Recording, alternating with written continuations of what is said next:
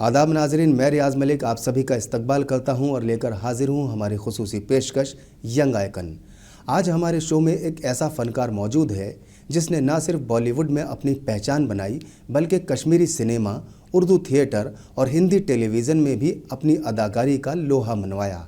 हम बात कर रहे हैं उस शख्सियत की जो सादगी में भी बावकार है और स्क्रीन पर आते ही अपने किरदार में जान डाल देता है। वो कभी एक सिपाही के रूप में नज़र आया तो कभी एक वफादार दोस्त और कभी एक हस्सास बाप के किरदार में भी उनको देखा गया। हम बात कर रहे हैं मशहूर बॉलीवुड एक्टर मीर सरवर साहब की। मीर सरवर साहब, हमारे शो में आपका बहुत बहुत इस्तकबाल है। बहुत बहुत शुक्रिया। Thank you for inviting. Mir Sarwar साहब, आपके जो खिदमात हैं, आपकी जो मेहनत है वो इतनी ज़्यादा है, आपका प्रोफाइल इतना बड़ा है, समझ नहीं आता शुरू कहाँ से करें और ख़त्म कहाँ से करें। चलिए हम शुरू कर लेते हैं बजरंगी भाईजान से ही।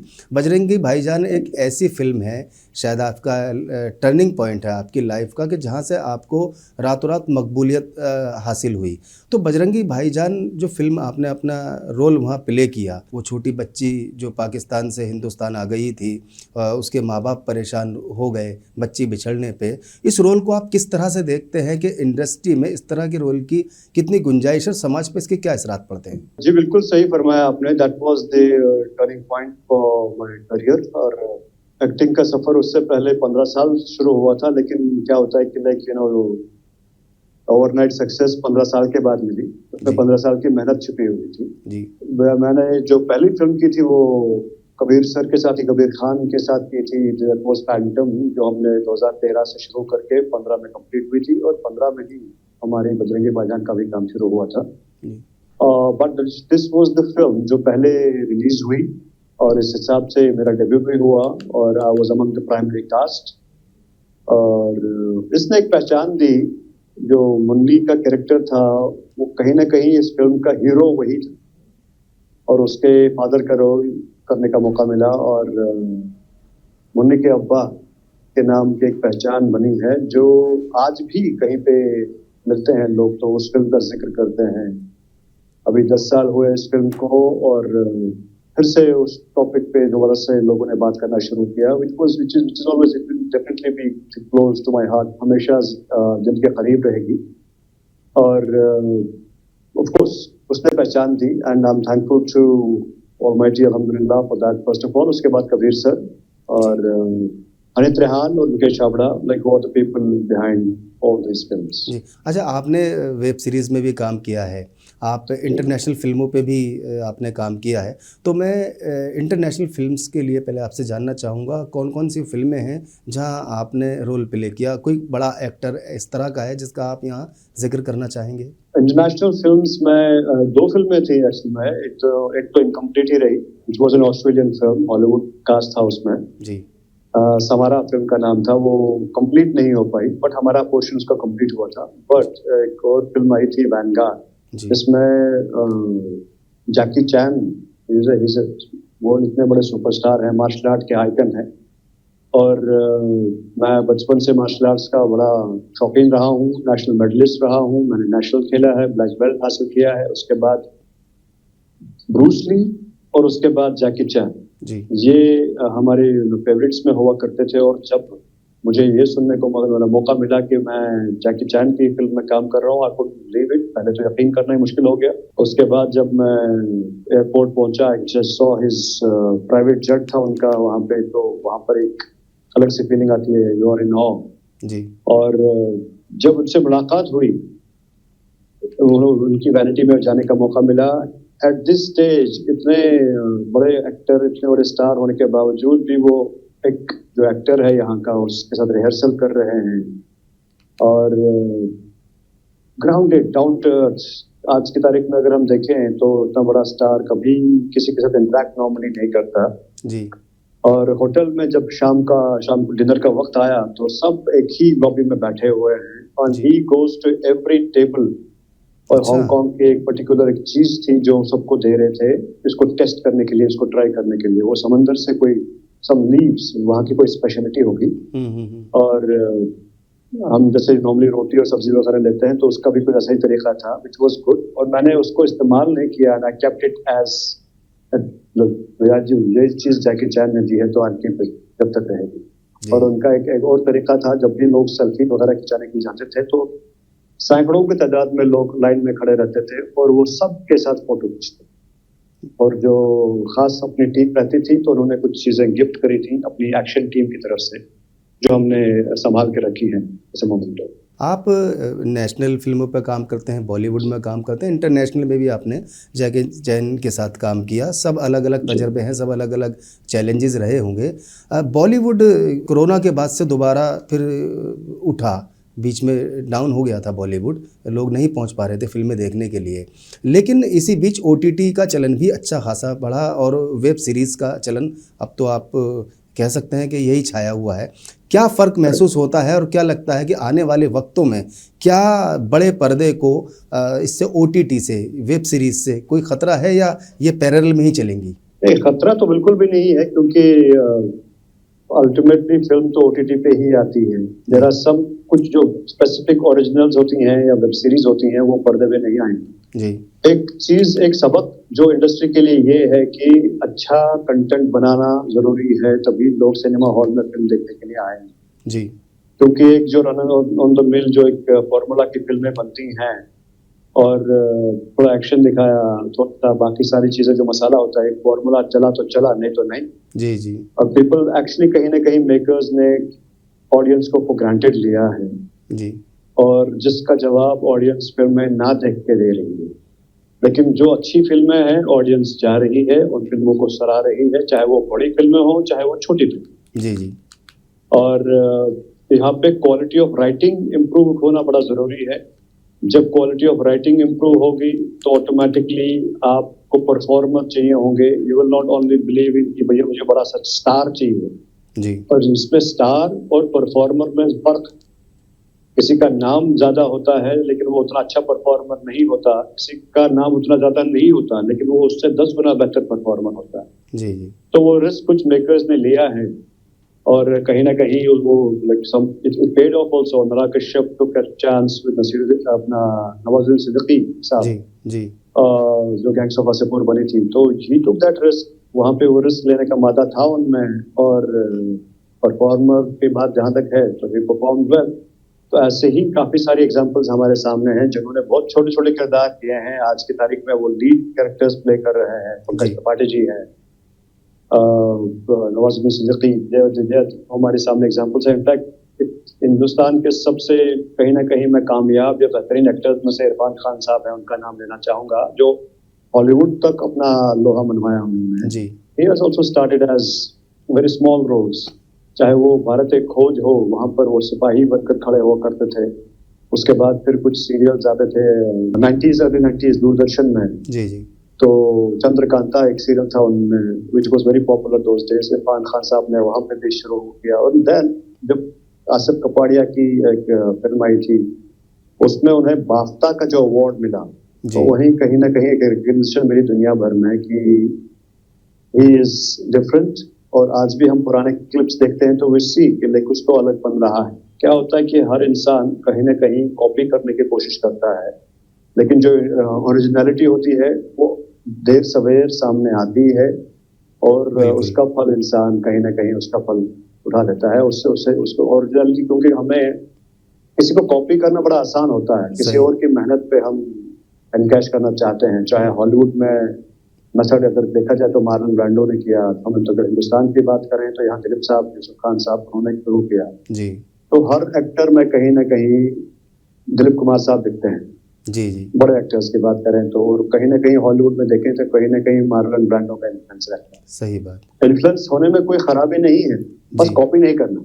सही बात। आप एज एन एक्टर, आप एज एन इंडिविजुअल, मैं वीर सरवर हूँ और मैं इस किरदार को उन्होंने पचिनो ने स्कारफेस में इस किरदार को इस तरह किया है, but he is a different person, I am a different person. Right. उनकी बॉडी लैंग्वेज, उनकी जबान, उनके एक्सप्रेशंस, हाव भाव अलग है, मेरे अलग है जी। उनसे इंस्पायर होके मैं अपने तरीके से करूं तो बात अलग है, उनको कॉपी करूं तो फिर वो मिमिक्री हो जाती है जी जी। तो कहीं ना कहीं ये मेरा मानना है कि अच्छी फिल्में देखना जरूरी है, एक फनकार को देखना जरूरी है, चाहे ओटीटी पे हो, सिनेमा में हो, यूट्यूब पे हो, कैसे भी तरीके से करें जी। और ओटीटी ओटीटी में एक चीज जो जो जो सिखाई है इंडस्ट्री को, दो चीजें इनफैक्ट। एक, अच्छे एक्टर्स को, अच्छे परफॉर्मर्स को, अच्छे मेकर्स को, अच्छे राइटर्स को एक प्लेटफॉर्म मिला है। सही बात। सब बिजी हैं। दूसरा, मेन स्ट्रीम बड़ी फिल्में बनाने वाले जितने भी हैं उनको एक कटघरे में खड़ा कर दिया कि अच्छी फिल्में लिखो, सही बात। अच्छी फिल्में बनाओ, तभी ऑडियंस आएगी फिल्में देखने के लिए। हॉलीवुड में भी जब ये दौर आया तो उन्होंने वो मल्टी स्टारर फिल्में बनाना शुरू कर दिया, so that like audience is back to cinema halls. तो वैसे ही कुछ फिल्में ऐसी हैं जो आप सिनेमा हॉल में ही देखना पसंद करोगे जी। और देखना चाहिए फिर ऐसी फिल्मों को। और इसका मतलब ये नहीं है कि जो थॉटफुल फिल्में हैं, जो बड़ी आर्टिस्टिक फिल्में हैं, उनको ना बनाया जाए। जी जी। तो ऑडियंस को आप बेवकूफ ना समझे, टेस्ट देयर फैक्ट, लाइक उनका टेस्ट देखने के लिए एक एक्सपेरिमेंटल कर लीजिए। यशराज ने अभी एक्सपेरिमेंट किया न्यू स्टार कास्ट को लेके, चल गया जी। बिकॉज ही टोल्ड चंचल चोपड़ा ने वही स्टोरी को कहा कि लाइक कास्ट यंग है, don't take the established actors, take newcomers, I will take that chance. It work. बाकी बड़ी फिल्में उसके सामने नहीं चली। तो इट इज ऑल अबाउट आपकी कहानी क्या है, आपका थॉट क्या है, ऑडियंस के नस को पकड़ते हो आप जी। कुछ पुरानी फिल्में, जो लैला मजनू की बात करें, आई was part of that film, जब वो चली, रिलीज हुई 18 में जी। तो 3 दिन के बाद सिनेमा हॉल से हट गई। लेकिन over the time because of the social media वो कल्ट बन गई। जी जी। लोगों को वो समझ में आई कि असल में क्या कहना चाह रहे हैं। जब वो रिलीज हुई तो नियरली अबाउट 40-50 करोड़ का बिजनेस कर लिया उस फिल्म ने जी। तो यानी कि हो सकता है कोई फिल्में वक्त से पहले आए, लेकिन अच्छी फिल्म वो आपको फायदा देगी। अभी सनम तेरी कसम भी रिलीज हुई तो उसने भी 50 करोड़ का बिजनेस वापस किया। सो अच्छी फिल्में बनाना रुकना नहीं चाहिए जी। अच्छी कहानियां बनना बड़ा जरूरी है जी। और ऑडियंस सिनेमा हॉल में आएगी। ओटीटी की अपनी ऑडियंस है of course. Aamir Khan is the only person अभी जिन्होंने ओटीटी पे डील कैंसिल करके यूट्यूब पे रिलीज कर दी। ये एक्सपेरिमेंट लिया है, चलेगा तो लोग वैसे ही करेंगे। जी जी जी। अच्छा सरवर साहब, आपने जॉली एलएलबी, केसरी, रेस 3 इस तरह की बड़ी फिल्मों में काम किया, अपनी मेहनत का आपने लोहा मनवाया। लोग आपको जानते हैं, आपके नाम से वाकिफ़ हैं, आपके फेस से वाकिफ़ हैं, आपके कैरेक्टर और आपके अदाकारी से वाकिफ़ हैं। बहैसियत कश्मीरी, आपको बॉलीवुड में क्या कभी कुछ चैलेंजेस का सामना हुआ? नहीं, चैलेंजेस का सामना नहीं हुआ। Basically it is an added advantage, क्योंकि जब जिस टाइम पे मैं आया उस वक्त एक टाइप ऑफ कहानियां बनना शुरू हुई जी। और कश्मीर के उतने ज्यादा एक्टर्स इंडस्ट्री में नहीं थे जी। ऐसा नहीं है कि मुझसे पहले नहीं आए हैं, बहुत सारे एक्टर्स हैं, अच्छा काम कर रहे हैं जी। और एक तरह का किरदार बेसिकली क्या होता है कि जब बजरंगी का एक कैरेक्टर है मेरा बड़ा इमोशनल है, लेकिन पैंटम में नेगेटिव है जी। जॉली एलएलबी का कैरेक्टर थोड़ा सा पुलिस कॉप है, लेकिन केसरी में पठान चीफ है। तो एक तरह का किरदार जब रहा कि एक मुस्लिम किरदार है और एक कश्मीरी किरदार है और पर्टिकुलर किरदार मेरे हिस्से में आए और कहीं कहीं वहां पे ये दो ऑप्शंस होते हैं इंसान के पास कि आप ये चीज करना चाह रहे हो, ये जरूरत है, व्हाट आर योर सर्कमस्टांसेस। इसका जवाब ये होता है कि मुझे एक बड़े कास्टिंग डायरेक्टर ने एडवाइस किया था कि don't stick to character roles, lead पे कंसंट्रेट करो जी। क्योंकि मैं अच्छी फिल्मों से जुड़ा हुआ था और उन्होंने भी एक अच्छी फिल्म ऑफर की थी जो अल्टीमेटली मैं नहीं कर पाया। बट हर इंसान के सर्कमस्टेंसेस ऐसी होती हैं कि सर्वाइवल के लिए आपको दिखते रहना बड़ा जरूरी। बिल्कुल। जब आप दिखते रहोगे तो ऑडियंस मेकर्स कहीं ना कहीं आपका चेहरा जो है, आपकी जो एक पहचान बनेगी इंडस्ट्री में, विच इज देयर। और दूसरा एक जवाब इसका ये है कि अगर आप पहला काम अच्छा करोगे तभी आपको दोबारा ऐसे किरदार के लिए बुलाया जाए। सही बात। अगर आपको दोबारा बुलाएंगे दैट मींस आपने पहला अच्छा किया। तो दो एडवांटेज इसके ये है कि आपकी विजिबिलिटी है, आपका एक नाम बन जाता है और एक वैसा वक्त आता है जहां पर उस चीज को आप कैन से कि हाँ मुझे करना है या नहीं करना जी। लेकिन वहां तक पहुंचने के लिए आपको इस जर्नी पे चलना है, गुजरना है इस मरहले से, इन सीढ़ियों से you have to step by step ऊपर जाना है जी। उसके बाद ही आप उस चीज का फैसला ले सकते हो कि क्या करना है क्या नहीं करना है। और कश्मीरी होने के अभी एक ट्रेंड चला था कि कश्मीरी किरदार बन रहे थे, तो उसमें काफी हद तक मैंने काम किया है। आजकल नए लड़के भी आ रहे हैं, जिसमें बड़ी खुशी है जी। एक विंडो, एक दरवाजा एक रास्ता जो बना है मेरी वजह से, जी मैं सिर्फ, मेरे से पहले भी कुछ लोग थे, लेकिन ऐसा रास्ता हमवार नहीं था मेरे लिए, क्योंकि कश्मीर से उठ के आना बम्बई बहुत बड़ी बात हुआ करती थी। लेकिन मैं दिल्ली में था, तो I was willing to take a chance, but मेरी फैमिली सपोर्टिव रही, जिन्होंने हमेशा सपोर्ट किया, चाहे मेरे वालिद साहब थे, चाहे मेरी वाइफ हैं, चाहे मेरी डॉटर हैं, उन्होंने सपोर्ट किया। They were ready to take that, और उनको अकेला रहना पड़ता है। जी जी अगर मैं कहीं पे ट्रैवल करना चाहता हूँ तो वो एक सैक्रिफाइस है। अगर family is ready to take that, do that sacrifice for you, तो you are lucky. And I was lucky in that case कि मेरे पूरी फैमिली ने साथ दिया, भले सोसाइटी ने साथ ना दिया हो उस जी। वक्त, लेकिन एक वर्ष के बाद फिर वो भी साथ देते हैं। लेकिन उनको पहले तो एक अजीब आम सी बात होती है कि दूसरे को डिस्करेज करना, सही बात। या फिर नुक्ताचीनी करना, जी शायद हो ना हो, अरे कैसे होगा, वो सब चीजें ऐसा। there's a will, there's a way। जी आपको जिंदगी में कुछ आगे बढ़ना है जिंदगी में, तो आपको रिस्क लेना बड़ा जरूरी सही। है। और आज की तारीख में इसीलिए मेरे वालिद साहब गुजर गए हैं कोविड के दौरान, तो अच्छा उनके नाम नहीं का मैंने लगा। बैनर बनाया, जी जी सफदर आर्ट्स, जिसके बैनर पे उस पर मैं फिल्में बनाता हूँ आज की तारीख में कश्मीर में। जी। मैं कश्मीर Independent films। कश्मीर माजरत मैं आपको बीच में रोक रहा हूँ, कश्मीर का ही जिक्र आया, कश्मीर की फिल्मों पे जिक्र आया। आपकी जो स्टार्ट टू और बॉलीवुड तक पहुँचने का जो स्ट्रगल का सफ़र है, जाहिर सी बात है फैमिली ने ही सपोर्ट किया, सेक्रीफाइस भी किया, उन्होंने जो है अपने जज्बात को काबू रखा आपको आगे बढ़ाने के लिए। तरह तरह की परेशानी आई होंगी आपके सामने, आपने अलग अलग फील्ड में तबाह आजमाई भी की। आप टीवी से भी जुड़े रहे, थिएटर से भी जुड़े रहे और स्पोर्ट्स से भी जुड़े रहे।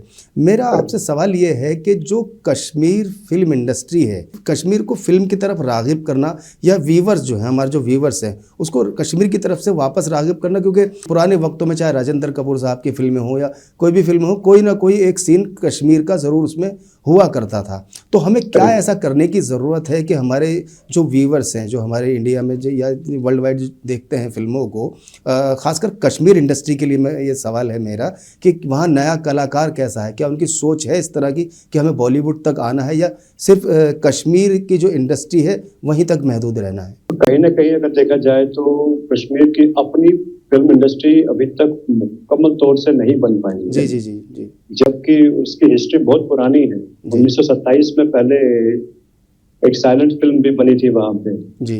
वो बहुत पुरानी बात है, लेकिन ऐसा हुआ कि कहीं ना कहीं कुछ रुकावटें आई होंगी उस जमाने में, तो नहीं बन पाई। और 60s के दशक में पहली कश्मीरी फिल्म बनी थी, और उसके बाद एक बहुत सा लंबा सा लल रहा, तो काफी सारी कोशिशें रही हैं। उसके बाद काफी सारे लोगों ने फिल्में बनाई हैं, लेकिन कश्मीरी जबान में बहुत कम फिल्में बनी हैं। अगर वो गिनती से इंसान काउंट कर सकता है, उसमें से एक फिल्म मैंने भी हिस्सा रहा हूँ, मैं उसमें एक प्रोड्यूसर भी था और लीड एक्टर भी रहा हूँ।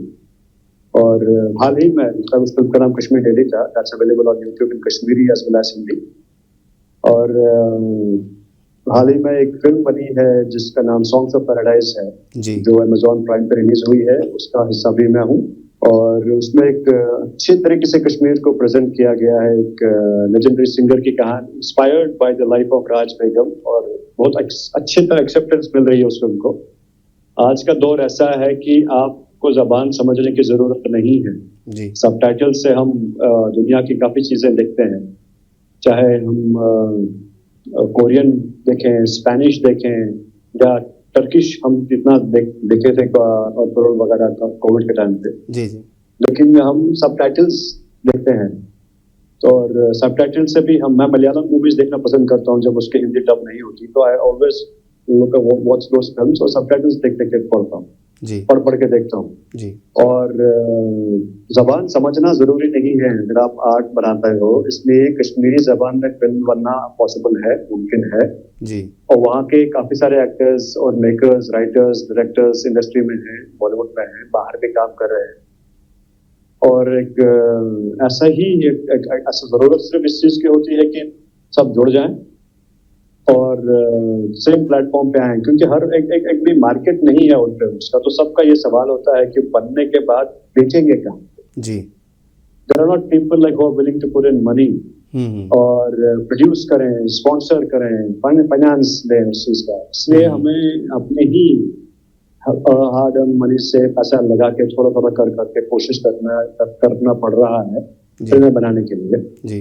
मैंने इसी चक्कर में कुछ फिल्में हमने बनाई हैं। I was part of many films as producer as well. और बहुत सारे मेकर्स जो वहाँ के हैं, अक्सर फिल्मों में मेकर्स ने सबसे पहली फिल्म मेरे साथ ही बनाई है, because I have always been inclined towards improving and making that Kashmir film industry, ताकि वो बन पाए। भले मुझे वो बिना पैसे के करने पड़े, भले उसके लिए मुझे कुछ इनफैक्ट इन्वेस्टमेंट करना पड़े, भले कुछ चीज प्रोवाइड करना पड़े, क्योंकि सिर्फ इसलिए करता हूँ कि इंडस्ट्री बन पाए। बहुत सारे फिल्में बन चुकी हैं और बहुत सारे लोग बनाना चाहते हैं। बेसिकली क्या होता है कि कश्मीर ऐसी जगह है चीज उस पे बाहर से आके कोई फिल्म बनाते हैं जी। Some wants to make name। क्या होता है कि लाइक कुछ लोग कंट्रोवर्सी करके फिल्म बनाते हैं। कुछ मेकर्स, हमने कुछ शॉर्ट फिल्म बनी है रिसेंटली, मैंने देखी थी। क्या होता है कि जब किसी का नाम नहीं होता है तो वो कंट्रोवर्सी करके बड़ा नाम बनाता है। बट कहीं ना कहीं उधर अगर 10 चीजें होती हैं, 10 में से 9 अच्छी हो, एक खराब हो, तो 9 चीजों के बारे में कोई बात नहीं करता। सही बात। उसी एक चीज के बारे में बात की जाती है, उसे उछाला जाता है। लेकिन जो अच्छाई है, जो खूबियां हैं, जो मेहमान नवाजी है, जो इंसानियत है, जो डेवलपमेंट की चीजें हैं, जो मोहब्बत है, उसकी बात नहीं। तो वो थोड़ा सा खटकता है कहीं ना कहीं। और दुनिया के सामने, क्योंकि अगर हम कोई फिल्म बनाते हैं तो एक हिस्ट्री बन सकती है। भले मेरा रेफरेंस क्या है, या बिना रेफरेंस के मैंने एक फिक्शनल कहानी बनाई जी, लेकिन देखने वाले को नहीं पता ये फिक्शन है जी। अगर उसने लिखा हो कि इंस्पायर्ड बाय रियल इवेंट्स जी, बट इज इट, क्योंकि होता है कि जैसे कि हमारी सॉन्ग ऑफ पैराडाइज है, that is inspired by Raj Begum's life, that's not a biopic, biography उसकी उनकी नहीं है। बट ये समझना बड़ा जरूरी है। अब जिसने भी फिल्म देखी तो वो they will take it as a part of history. कल को वो रेफरेंस में इस्तेमाल होगा, तो ये बहुत बड़ी रिस्पॉन्सिबिलिटी है मेकर्स के ऊपर कि जो भी बनाए बड़ी सोच समझ से बनाए जी। और क्योंकि उस पे मुस्तकबिल दुनिया का पढ़ाई, जो कल को जो फिल्म मेकिंग पे थीसिस लिखेंगे, पीएचडी करेंगे, पढ़ेंगे उस चीज को, तो take it as a reference. Right. बहुत सारे मेकर्स ऐसे होते हैं जो अगर हिस्टोरिकल बनाते हैं तो आज की तारीख में कहीं ना कहीं संजय लीला बंसाली साहब की फिल्मों का रेफरेंस देते हैं। उन्होंने बड़ा होमवर्क किया होता है, बड़ी खूबसूरत होती है फिल्म। वॉर टाइप की फिल्म बनानी है तो पद्मा गौर का एक्सपीरियंस लेंगे जी जी। और आज की तारीख में अगर हम किसी भी फिल्म की बात करें तो हम काफी सारी चीजें जोड़ते हैं। और लोगों का अनफॉर्चुनेट फैक्ट ये हुआ है, लोग रिसर्च नहीं करते, पढ़ते नहीं। और अगर ज्यादा से ज्यादा क्या किया, गूगल करके या चैट जीपीटी या फिर बाकी सारा जो एआई वगैरह से हेल्प लिया कि they just ask about things. लेकिन जो रेफरेंसेस होती हैं, जो किताबों में दर्ज है, जो आर्काइव में दर्ज है जी जी, उसमें वक्त लगता है। सही और वक्त है नहीं किसी के पास। आज की तारीख में सबके पास पेशेंस नहीं है। बिल्कुल सही बात। सही। और अगर कोई 3 घंटे की फिल्म बन गई तो उसको देखने के लिए बंदे के पास वक्त नहीं है, क्योंकि हमें सोशल मीडिया से इतने ग्लूड हो चुके हैं जी कि 15 सेकंड की रील भी हम 2-3 सेकंड में कैच नहीं कर पाए तो उस पर आगे जाते हैं। सही बात। अच्छा मेरे सर्वर साहब, बहुत खामी है बच्चों के लिए। आज की तारीख में ये एडवाइस है कि आज social media has its own pro and cons. पढ़ाई इंसान कर सकता है इस चीज से, लेकिन इतना भी डिग्लो मत हो कि कल को इस चीज के लिए इंसान को, जैसे कि ड्रग्स का एडिक्शन होता है, सही ऐसे एडिक्शन के सेंटर्स खुले जिससे इस एडिक्शन से दूर रहना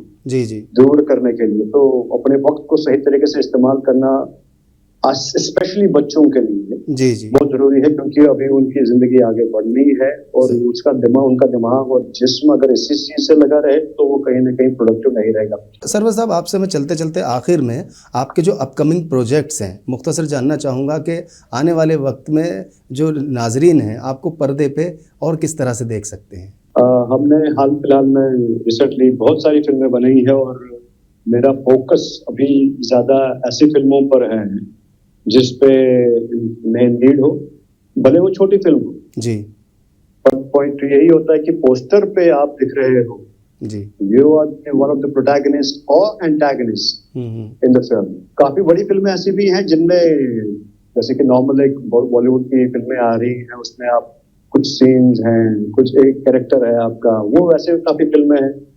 ऐसी काफी सीरीज भी हैं। अभी एक तेलुगु फिल्म मेरी रिलीज हुई थी पवन कल्याण जी के साथ जी, और अभी सलाहकार वेब सीरीज आई थी। अभी हमारी 12 तारीख को फिल्म रिलीज होने वाली है लवन मेहता, उसमें मैंने एक किरदार निभाया है। सॉन्ग्स ऑफ पैराडाइज अभी अमेज़न प्राइम पे रिलीज हुई 29 अगस्त को जी जी। और इसी तरह से काफी बड़ी फिल्में बन रही हैं जिन पे काम कर रहा हूँ। और अभी एक तेलुगु फिल्म है जिसमें मैं मेन लीड नेगेटिव का किरदार निभा रहा हूँ। और हमने कुछ अपनी इंडिपेंडेंट फिल्में की हैं, एक अरण्य श्राप करके जिसमें I am the lead in the cat film और one of the producers as well. जी इसके साथ साथ हमने दूसरी फिल्म जो है क्रॉसरो, तीसरी, मतलब देयर आर मेनी फिल्म्स जो जी, इंडिपेंडेंट फिल्म्स है जिनका जी। लिस्ट इज लॉन्ग, क्योंकि मेरी कोशिश हमेशा यही रहती है कि जब भी कोई गैप मिले एक अच्छी कहानी लेकर हम चीजें बनाते रहें। जी, लास्ट ईयर मैंने एक फिल्म डायरेक्ट भी की थी, जी जो को डायरेक्टर हमारे जुनैद इमाम साहब है, वो भी पुणे से हैं। जी उन्होंने एक कहानी लिखी थी और उसमें काफी चीजें एडिशन करके मैंने वो कंप्लीट की। जी जी उसके बाद अभी हाल फिलहाल में हमने कश्मीर में कपिल मट्टू हमारे एक दोस्त हैं, डायरेक्टर हैं, उन्होंने लिखी थी तसरुद्दार, जिसमें मैं भी वो और मैं प्रोड्यूसर्स हैं फिल्म के। जी जी वो कश्मीरी जबान में हमने बनाई, जी तो वो सरवर भी साहब। कंप्लीट हुई है। क्योंकि यही जी होता है कि हमें थोड़ा जो भी टाइम मिले उसको यूटिलाइज कर ले और कश्मीर की फिल्म इंडस्ट्री को कुछ दे और सही तरीके से कश्मीर दुनिया के सामने प्रेजेंट करें। मुझे लगता है कि हमारा फर्ज है। बिल्कुल सरवर साहब, प्रोग्राम की थोड़ी हमारी मजबूरी है, टाइम कम है और आपका तजर्बा इतना बड़ा है कि किसी एक प्रोग्राम में तो शामिल हम उसको नहीं कर सकते, लेकिन फिर भी हम आपका इस बात का शुक्रिया अदा करेंगे कि बॉलीवुड की इतनी मसरूफ़ तरीन ज़िंदगी में से आपने मुनसिफ टीवी के लिए, हमारे शो यंग आइकन के लिए आपने अपना कीमती वक्त निकाला। आपका बहुत बहुत शुक्रिया। बहुत बहुत शुक्रिया दावत देने के लिए, मौका देने के लिए और अपनी बात दुनिया तक पहुंचाने। बहुत बहुत शुक्रिया। तो नाजरीन, फ़िलहाल अपने होस्ट अपने दोस्त रियाज़ मलिक को इस वादे के साथ दीजिए इजाज़त। अगले हफ्ते एक और शख्सियत के साथ आपके सामने फिर से हाजिर होंगे। तब तक के लिए खुदा हाफिज़।